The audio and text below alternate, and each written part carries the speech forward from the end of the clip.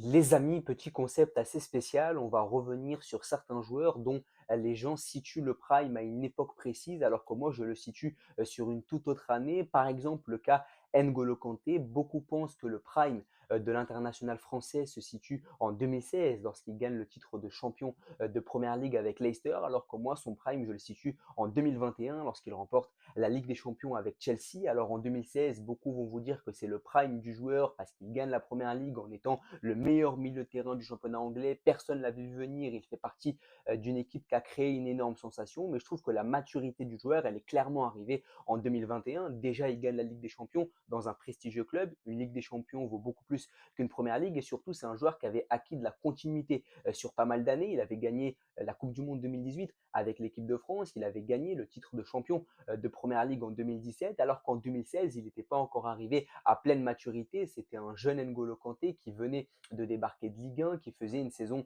sensation à Leicester, mais ça aurait pu être une saison sans suite. Derrière, il a réussi à confirmer et je trouve qu'il est pleinement arrivé à maturité en tant que joueur en 2021, puisque ça faisait pas mal d'années déjà qu'il était dans le circuit européen des milieux de terrain, qu'il remporte la Ligue des Champions dans un gros club en ayant eu de la continuité, alors qu'en 2016, oui, N'Golo Kanté est monstrueux, mais je vous rappelle qu'il n'y a pas tous les joueurs de cette équipe de Leicester qui ont eu une grosse carrière après. N'Golo Kanté, il fait une superbe saison en 2016, mais ça aurait pu être un one-shot et selon moi, c'est pas la version la plus terrifiante d'N'Golo Kanté en 2021. Il est clairement monstrueux. En atteste cette demi-finale de Ligue des Champions contre le Real Madrid aller-retour où il est absolument monstrueux. On a aussi un autre cas de joueur comme ça, c'est Mohamed Salah. Beaucoup vont vous sortir l'argument de la saison 2017-2018 de Mohamed Salah où il marque 32 buts en première ligue, où il va jusqu'en finale de Ligue des Champions avec Liverpool, il se blesse, etc. Mais pour moi, la meilleure version de Mohamed Salah, c'est clairement cette année. Il est déjà à 27 buts, 17 passes décisives